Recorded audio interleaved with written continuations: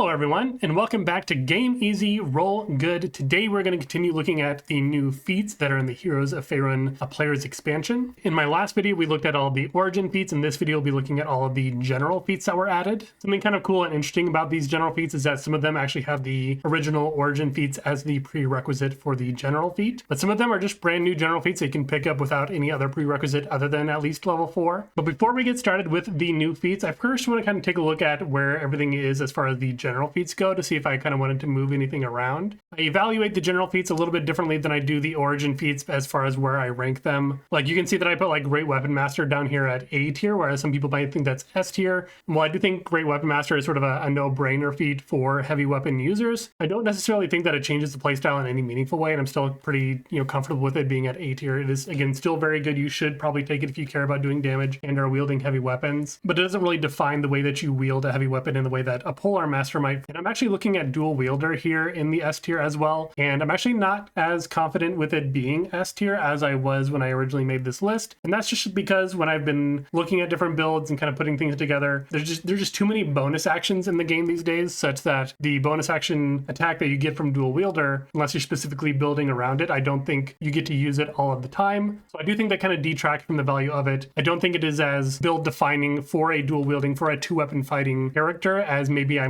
originally thought it could be. It does make weapon swapping a little cleaner when you're able to draw and stow 2 weapons at once, but I think I'll go ahead and bump this one down here to A tier. Again, where they are on the same level, not too concerned about that. I'm tempted to also put Grappler down in the A tier. I think it's still very, very good, but we still, at least in the 2024 rule set, don't have a really reliable way to initiate grapples because of the way that the grapple rules have changed. So I kind of want to bump that one down here to A tier as well. Again, not worrying about where it is in the tier itself. If in the future we get more ways to reliably grapple our opponents, I could see this changing. But until we have sort of a reliable way to do that, I just don't maybe think it's quite as good as we were hoping it might be. And then looking down the list, I think I see Speedy here in B tier. I don't remember exactly what I said about Speedy in my original video. It is sort of the nerfed version of mobile. It still increases your speed by 10 feet, but opportunity attacks have disadvantage against you rather than you not being able to provoke opportunity attacks from creatures that you attacked. B tier tends to sort of be for the build around sort of feats, and I don't think Speedy quite makes that list other than just making a really fast character. So I feel okay putting this down here at C tier. And again, like I mentioned in my origin feats video, C tier is still good. They're just sort of pretty good, very fair feats. Outside of those few things, I still feel like most of these are kind of where I would want them to be. So let's move on now to the Heroes of Faerun and general feats that were introduced there. Again, we're going to start here in alphabetical order on the left with Cold Caster. So this is what the description of Cold Caster is. The ability score increases go to your intelligence, wisdom, or charisma. You learn the Ray of Frost cantrip, and if you already know it, you can replace that with a different wizard cantrip of your choice. The spellcasting ability for the Ray of Frost is the ability that you raised with this feat. And then it has a feature called Frostbite that says once per turn when you hit a creature with an attack roll and deal cold damage, you can temporarily negate the creature's defense. The creature subtracts 1d4 from the next saving throw it makes before the end of your next turn. So not only does it give you a cold spell to deal damage with, but then if you do hit with that at least once per turn, you can, of course, debuff the creature's next saving throw by 1d4. And so I actually think we're starting off pretty strong here with this one. Getting Ray of Frost is a way to enable the Frostbite feature, but the Frostbite feature itself is pretty dang good. I think most classes have a way to deal cold damage with an attack roll. Obviously, you get Ray of Frost regardless, even like Sorcerer's Burst. There's the new, like the Winter Stalker Ranger, the 4 Elements Monk, the new one in the player's handbook, can switch its damage to cold damage. Dramatic Orb can also do this. There's a lot of different ways to deal cold damage with an attack roll, although I don't think there are necessarily too many yet. But again, the feat does give you a way to do that with Ray of Frost. What I also like about this, it is relatively spammable. Again, it's once per turn, but there's no other like per short rest or per long rest limits on it. And not only that, but the penalty isn't just disadvantage. It is a flat 1d4. So this will basically stack with anything else, including disadvantage on those saving throws, cutting words from your bards,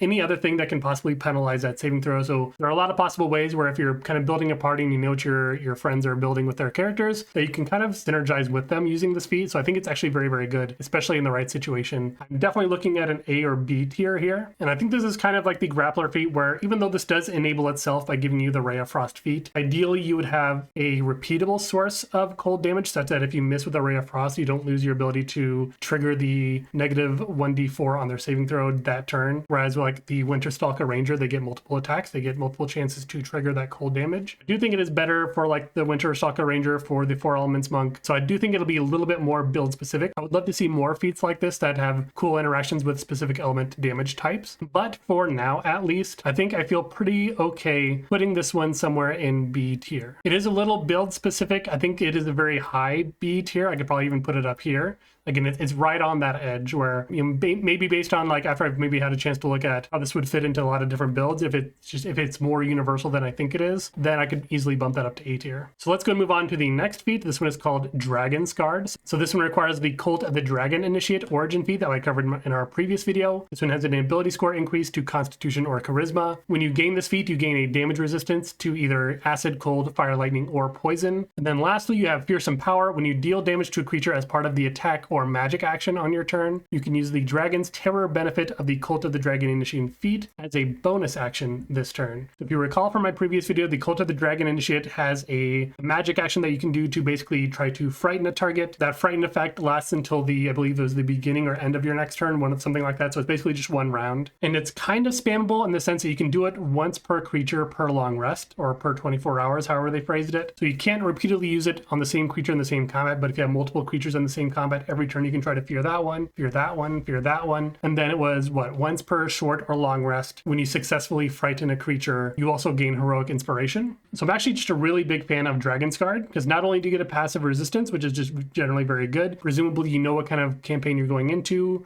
such that you can choose an appropriate damage resistance that you think you'll be running into. But one of my main critiques of the Dragon's Terror feature of the origin feat was that it requires your whole action to do. You are probably not going to want to be doing that all the time. But since you can now move that to your bonus action by taking either the attack action or a magic action during your turn, which, you know, the vast majority of things you're going to be doing in combat are going to be one of those two things, I think that makes this very good. You know, this actually builds upon the origin feat in a very positive way. I think it actually even makes the origin feat better. And because the origin feat also has that engine of feeding you heroic inspiration when you frighten a creature, I just think that makes Dragonscarred very, very good. I'm tempted to put that one up here in S tier somewhere. You know, it does require you to sort of invest in two feats, the origin feat as well as this one, but I don't think I can necessarily hold that against these general feats if they require the origin feat as well. Unless the origin feat is just so bad that taking it is sort of like taking no feat, which we might see in the future, you know, spoiler alert. So let's go ahead and move on to the next feat here. This one is called Enclave Magic. This one requires the Emerald Enclave Fledgling feat. You get an ability score increase to either Intelligence, Wisdom, or Charisma. You get the Friend to Animals feature. You have advantage on ability checks when you take the influence action with beasts. And then 2 hearts, 1 mind. You always have the Beast Sense spell prepared. You can cast it once without a spell slot, and you regain that ability when you finish a long rest. When you cast it without spell slots, this also doesn't require concentration. And then you can also cast a spell using any spell slots you have of the appropriate level. And the spell casting ability for this spell is the one you increased by this feat. The Emerald Enclave Fledgling feat was okay. It's nothing too crazy. I think I placed that one at B tier because I just know that there are some people that do love talking to animals, and I think the ability to speak with animals for 8 hours in a duration is very good and a good way to get exposition from beasts that are like within a dungeon or sort of like a exploration leg of an adventure. But as for this general feat, I just don't think it's quite as good. You know, the Friend to Animals can benefit you when you have that Speak to Animals spell running. The 2 hearts, 1 mind is okay. You can certainly use it as a way to sort of, you know, scout ahead of you, but you could also do the same thing by just taking Magic Initiate Wizard to get a familiar and do it that way. There are, you know, other spells that can do that without requiring a beast to be around. I think if this was Animal Messenger instead of Beast Sense, it'd be maybe a little bit more fun, but I just don't really see this one being too useful. Even if I'm taking the Emerald Enclave Fledgling feat, I don't necessarily see myself taking this general feat as well. So I'm gonna actually put this one down here at D tier. I just don't think I'd ever see myself actually taking it. So moving on, then we have Fairy Trickster. This one has the ability to score increase to either Dexterity or Charisma. You get Fairy Trod Trotter. When you take the disengage action on your turn, difficult terrain doesn't cost you extra movement for the rest of that turn. And then you have Flustering Strike. It says when you hit a creature with an attack roll, you can attempt to fluster the target. The target must succeed a Wisdom saving throw, DC 8 plus your ability score increased by this feat, plus your proficiency bonus, or have disadvantage on saving throws until the end of your next turn. And then finally, you can use this a number of times equal to your proficiency bonus per long rest.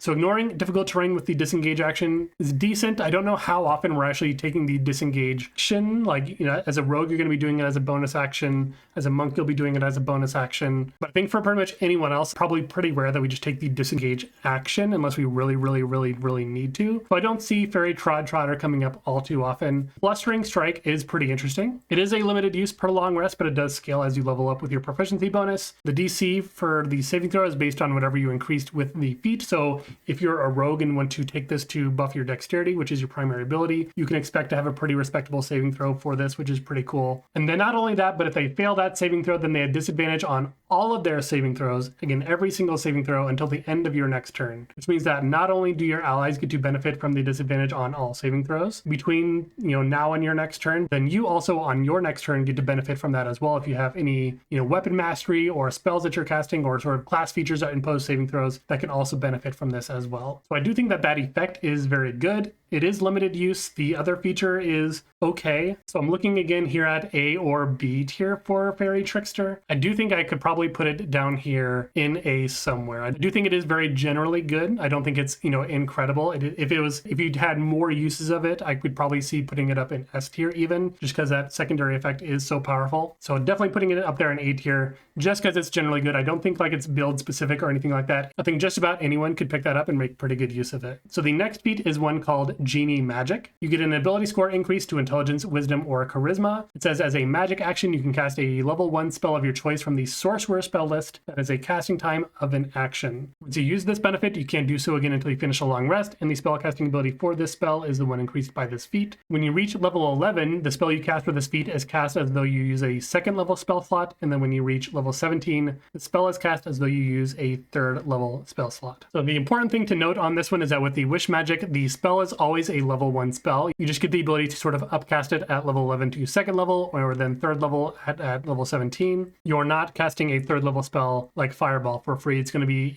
a Flaming Hands at third level or a Chromatic Orb at third level, something along those lines. This doesn't seem to be breaking anything. Like it's not ignoring casting times because the spell you choose needs to have a casting time of an action anyway. It doesn't suggest that it's ignoring components for any reason, so you still have to provide any spell components. You're still casting the spell. This kind of reminds me of the Cartomancer feat from the Book of Many Things. But even then, I would probably say that feat is maybe a little bit better. Again, both are once per long rest, but the Cartomancer can store a higher level spell, whereas this one is a lower level spell that gets to upcast gradually, and you can choose the spell in the moment rather than having to plan ahead. But this one's, kind of fun. I think it's okay. I don't think I would probably take it very often unless I was just kind of making a themed character, not necessarily a mechanically themed character, but just one that's kind of like, I have a genie-based character, so I want a genie-based feat. That's sort of a C tier for me, at least, relatively generally good. Again, I don't concern myself too much with where things are within the tiers themselves, but, somewhere down here with Genie Magic Mountain Combatant. It's certainly fine. It's just not doing anything too amazing. That brings us then to Harper Teamwork. This one has the prerequisite of the Harper Agent Origin feat. The ability score increase goes either to your dexterity or charisma. You get Withering Wordplay. When you take the help action to assist an ally's attack roll against an enemy, that enemy also has disadvantage on the first saving throw it makes before the start of your next turn. Secondly, you have Inspiring Willpower. If you succeed on a saving throw to end the frightened or paralyzed condition on yourself, you can choose one ally you can see within 30 feet of yourself that has the same condition. That condition immediately ends for that ally. So if you recall from the Harper Agent Origin feat, that also gives you a way of using the help action in a different way.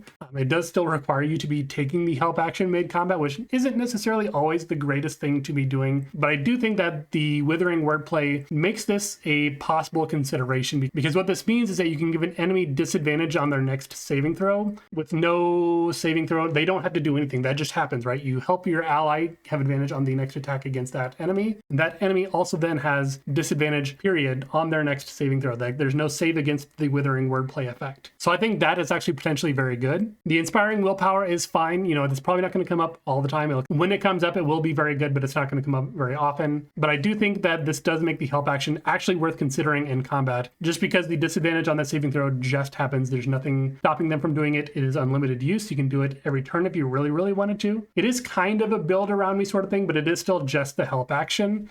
So I'd probably still put that up here, maybe a high C tier, we'll call it, somewhere in there, maybe even above Keen Mind, because I do think that is a very powerful effect to say you have disadvantage on your next saving throw. It's almost like casting Silvery Barbs as an action. Silvery Barbs is very good. A lot of people hate it, and now you can sort of do it as an action. So that's pretty good. So that was Harper Teamwork. Let's look at the next one called Lordly Resolve. This one requires the Lord's Alliance Agent Origin feat. You get ability score increase to either strength or charisma. Then has a single feature called Standard Bearer. It says, as a bonus action, choose up to 3 creatures within 60 feet of yourself that can see you. Each target can immediately take a reaction to right itself and end the prone condition provided its speed isn't 0. Additionally, you bolster the target's resolve, which lasts for 1 minute or until you have the incapacitated condition. While bolstered, the target can't be possessed or gain the charmed or frightened condition. If the target is already possessed, charmed, or frightened, the target has advantage on any new saving throw against the relevant effect. Once you use this benefit, you can't do so again until you finish a long rest. So in my Origin Feats video, I ranked Lord's Alliance Agent, I think the highest of any of the Origin Feats. I put that one up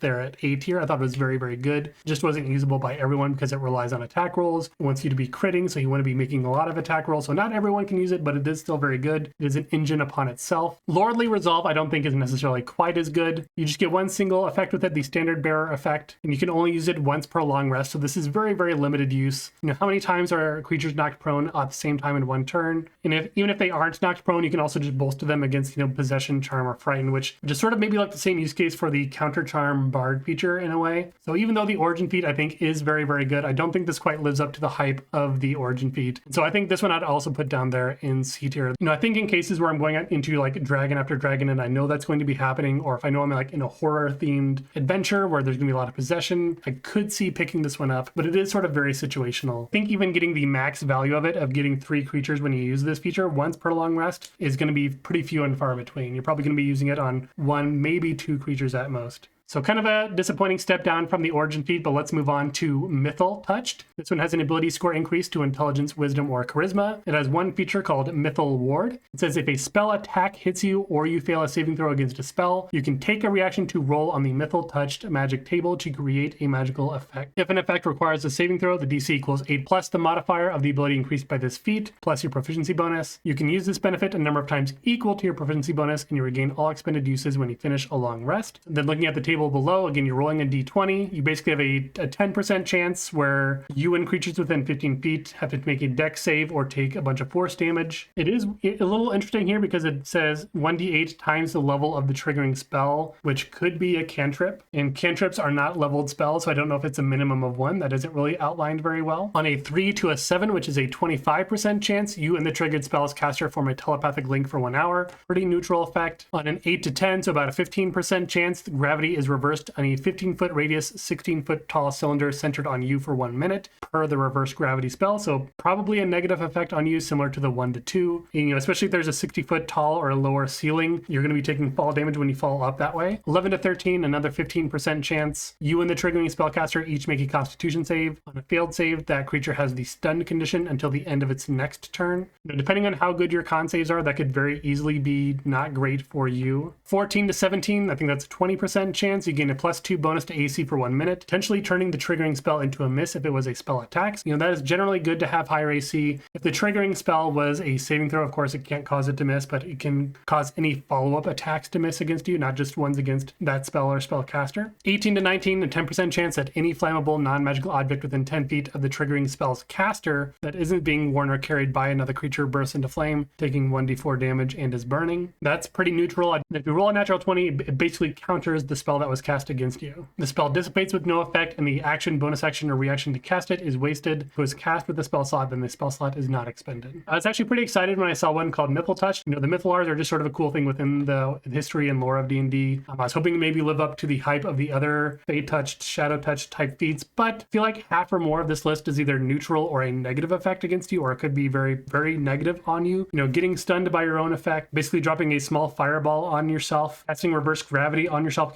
could also be just very, very negatively impacting to you or even your allies. So I'm actually kind of shocked by this one. I don't think it's actually very good. I could see if I'm sort of memeing and building around it. I know a friend of mine in a one-shot right now is basically building the most wild magic of wild magic sorcerers, and this would be a perfect feat for them to just cause sort of chaos in the moment. But outside of doing sort of that very, very, very, very specific thing, I just think that there are way too many drawbacks, and the possibility of getting a good effect out of this is just too low. You're really playing with fire when you're rolling that die. And I think the new portent rolls only work on d20 tests, and this is not that, even though it is rolling a d20. So unfortunately, you can't portent your own roll, which would be kind of cool if you could do that. Pretty high hopes for this one, but ended up pretty disappointed by it. I'd probably put this one down here in D tier. I'm not going to pick it up unless I'm doing something wildly specific and don't really care about the consequences. That brings us then to Order's Resilience. This one requires the Tyro or Tiro of the Gauntlet feat. This is one of the Origin feats again. The ability score increase goes to your Strength, Wisdom, or Charisma. You have a feature called Resurge. When you have the prone condition, you can right yourself with only 5 feet of movement. And you also have Stronger Together. If you are within 5 feet of an ally that doesn't have the incapacitated condition, you and that ally have advantage on strength saving throws. And then you can't use this benefit while you have the incapacitated condition. So unfortunately, what this one has going against it is that it requires the Tyro of the Gauntlet feat, which is probably easily the worst origin feat released in the Heroes of Faerun book. So being required to take that as an origin feat is basically like not having an origin feat in a lot of circumstances. The Resurge ability is something you can get from the Athlete feat, which is over here in the, where did I put Athlete? Probably C tier. And then Stronger Together is kind of cool. It is a unique effect. You know, it is pretty difficult for non-barbarians to get advantage on strength saving throws specifically. So it could be kind of a fun thing, but because it does require such a useless origin feat, I do have to kind of hold it against it. So at best, this is sort of on par with Athlete here in C tier, but I think Athlete is even just generally more usable than that. So I have to put Order's Resilience down here in D tier as well. Again, just probably not going to pick this one up, not for any fault of the feat itself, but because you have to pick up Tyro of the Gauntlet, which in itself is just not a very good feat, unfortunately. That then brings us to the Purple Commander Commandant. This one requires the Purple Dragon Rook Origin feat, or you can have Martial Weapon Proficiency. So you don't have to have the Origin feat, but it's something you could do if you don't have Martial Weapon Proficiency, but you want to pick up this feat later on anyway. Your ability score increases go to your Strength or Dexterity. It has a feature called Encourage Ally. It says as a bonus action, you can bolster one ally you can see within 30 feet. The ally gains temporary hit points equal to 2d6 plus the modifier of the ability score increased by this feat. You can take this bonus action a number of times equal to your proficiency bonus per long rest. Then finally, you have Last Stand. You have advantage on attack rolls while bloodied. And again, to remind you, bloodied is half your hit points or fewer.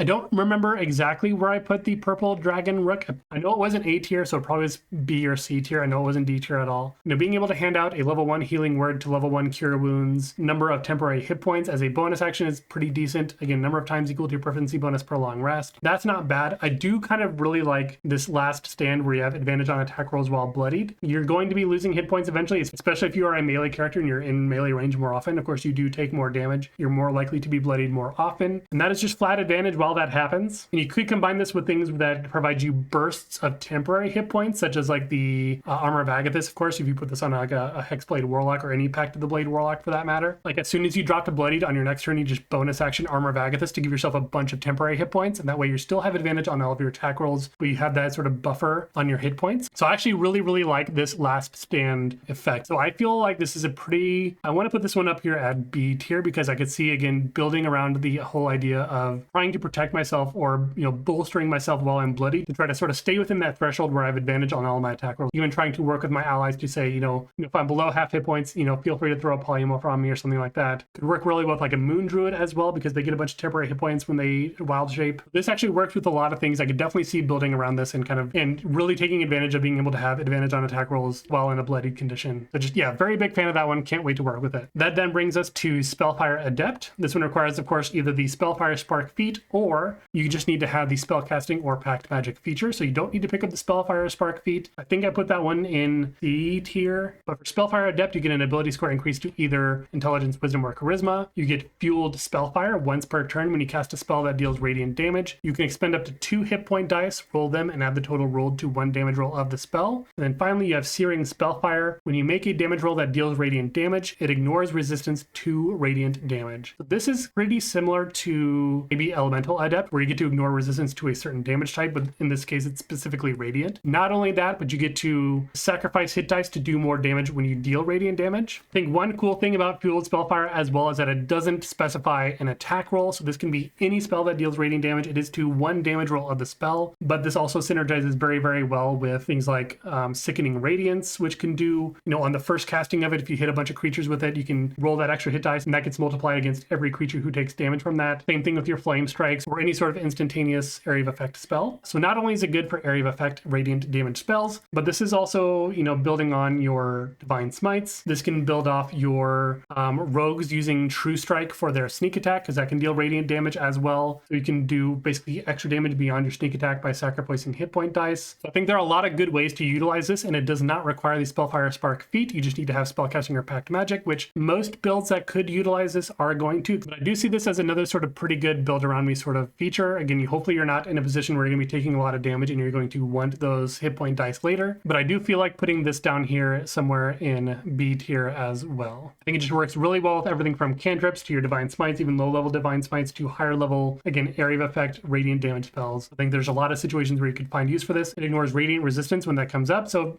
generally very good. You know, I could see building around it with a variety of different classes and archetypes. That brings us to the penultimate general feat of this video called Street Justice. You get an ability score increase to strength or dexterity. It has headlock. It says your allies have advantage on attack rolls against creatures grappled by you. It has a second feature called Sturdy Knot. When you use chain, manacles, or rope to bind a creature, add your proficiency bonus to the DC to escape or burst the chain, manacles, or rope. And then finally, you have Tough Talk. Creature's hostile attitude doesn't impose disadvantage on your charisma intimidation checks to influence that creature. So we now have a second general feat that works very well with grappling. The first, of course, being the grappler feat. Again, grapples are a little less reliable than they were pre-2024 because they're just an initial saving throw now. So I do want to keep that in mind when I'm looking at this, but the ability to give advantage on your attack rolls against a grappled creature or creature that's grappled by you. This is sort of bringing back the old pin feature of the old grappler feat, although you are not restrained in this situation and neither is the enemy in this situation, but they have advantage on attack rolls against them, but enemies don't have advantage on attack rolls against you, where that was the case with the old grappler feat. In situations where you are trying to be a grappler, of course, this is very good. I also really like the Sturdy Knot feature, being able to add your proficiency bonus to the burst or escape DCs of the chains, manacles, or rope. You do need to have a creature either grappled, restrained, or paralyzed to apply these chains, manacles, or ropes. That's potentially pretty powerful because those escape or burst DCs, especially for like the chain, are already pretty high. So if you're adding your proficiency bonus on top of those, that escape DC can get actually pretty high as well,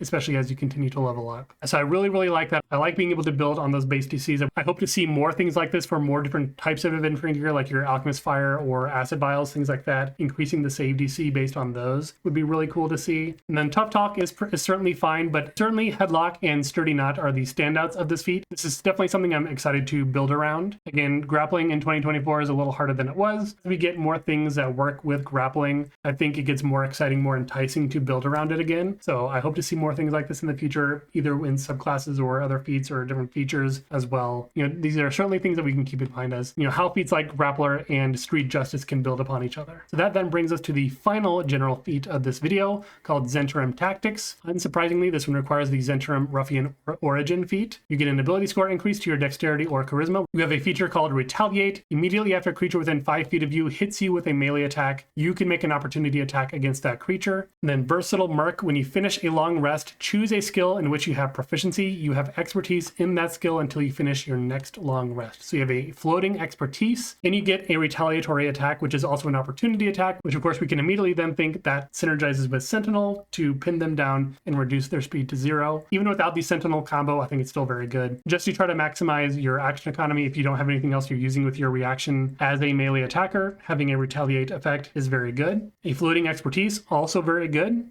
I would be almost tempted to put this in S tier, although it does require the Zhentarim Ruffian Origin feat. It wasn't useless, I just don't remember it being very effective. So while I would put Zhentarim Tactics by itself probably in S tier, I do think it's probably as good as something like Sentinel. I do still feel pretty comfortable putting it up here in S tier. I just think it's that good for martial characters, being able to have a retaliatory attack. Having a floating expertise, also pretty incredible. We have Skill Expert also here in A tier as well. So, a retaliatory attack plus a floating expertise, pretty no-brainer that it should be pretty highly ranked as just sort of being generally useful. And that is all of the general feats that were presented in the Heroes of Faerun Players Expansion. I think most things ended up again here in B and C tier. But like I said in my Origin Feats video, and I think I said it even earlier in this video, C tier isn't bad. S tier is borderline like broken, and A tier is just kind of generally good. B tier is sort of a build around me. And I would even go so far to say that I think the game of Dungeons and Dragons is generally better and healthier when we have a lot more of these B and C tier types of feats. Of course, we like our A tier feats, we like our S tier feats, but I think B and C tier is kind of really where it's at when it comes to character building and having fun, fleshing out characters in unique ways, which you don't exactly get from A and S tier feats, which are just sort of generally good and almost must-haves in some situations. But hey, that's just my opinion. You might feel a little bit differently. If you think any of these feats, either the Player's Handbook general feats or the Heroes of Faerun general feats, maybe should belong elsewhere, definitely let me know down there in the comments. And again, while you're going down to those comments, please hit that like button. If you are a new viewer or returning viewer to this channel and you like what you saw here and you want to see more from me, please consider hitting that subscribe button and support the channel. I release videos every Wednesday, so you always have something to look forward to. I appreciate your time, and I'll see you in the next one.